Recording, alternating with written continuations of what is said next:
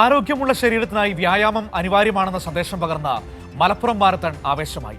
ആരോഗ്യവകുപ്പിന്റെയും ജില്ലാ ഭരണകൂടത്തിന്റെയും സ്പോർട്സ് കൗൺസിലിന്റെയും സഹകരണത്തോടെ ദേശാഭിമാനിയാണ് മാരത്തൺ സംഘടിപ്പിച്ചത്.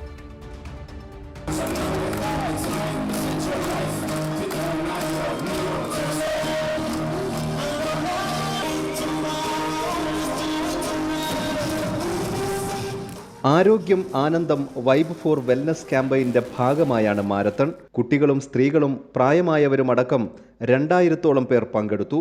സംസ്ഥാന sports council president U Sharaf Ali, sports Kerala foundation director VP Anil എന്നിവർ ചേർന്ന് ഫ്ലാഗ് ഓഫ് ചെയ്തു.